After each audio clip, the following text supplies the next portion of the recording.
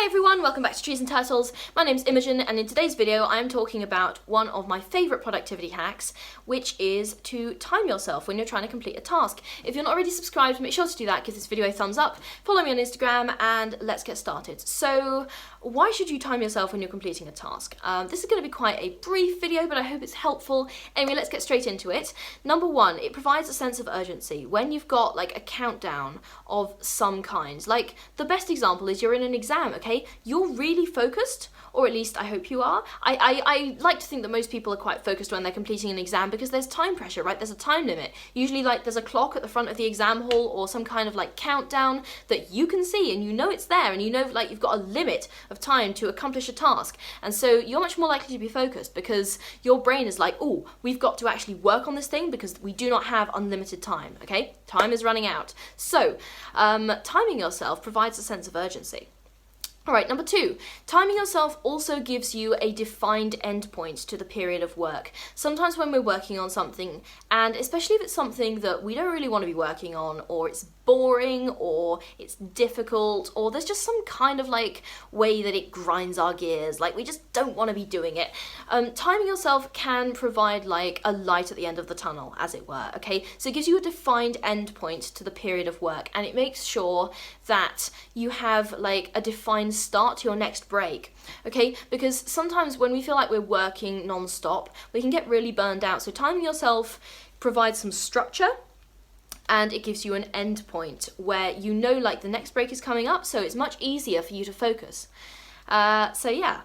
Number three, okay, it makes time for work and time for rest. Now this is kind of similar to what I said in my last point, but what I really want to point out is that timing yourself when you're trying to complete a task increases your planning, it increases your scheduling, and it increases the demarcation of your time, okay? So you have like a chunk of time for work and a chunk of time for rest, and when it's time to work, you're able to focus, you're able to work better, I find, and when it's time to rest, you're able to rest guilt-free because you gave it your all during your work time, okay? Again, I want to mention that it increases your focus. Now for all the reasons above, like the time pressure, the knowledge that you're going to get a break, the knowledge that you need to get work done in the work time, okay, but timing yourself really, really does increase your focus, and focus is definitely a scarce commodity at the moment, I think, especially like, you know, there's a load of distractions that are available to us now, and that's not necessarily a bad thing, but it can sometimes impede our productivity.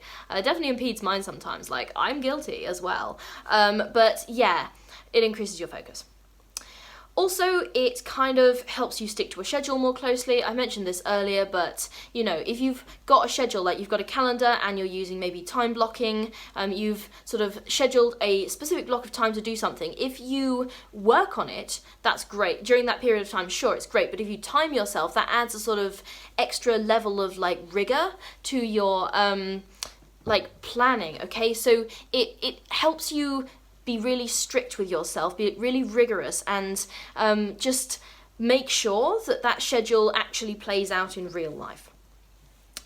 Okay, and the last argument I have as to why timing yourself is really, really important is that it's actually quite widely recognised in the productivity community as an important thing to do. So a lot of productivity hacks, including the famous Pomodoro method. Now, if you are not acquainted with this, it is so called because it uses a kitchen timer, which were traditionally shaped like tomatoes, and the guy who invented it lived in Italy, and obviously the Italian word for tomato is pomodoro, but I'm going to stop being a nerd and actually talk about productivity now. The Pomodoro method, you time yourself 25 minutes and you work, and then you time yourself for 5 minutes and you rest, okay? Time blocking is another productivity method that relies on timing yourself to an extent because it demarcates your time.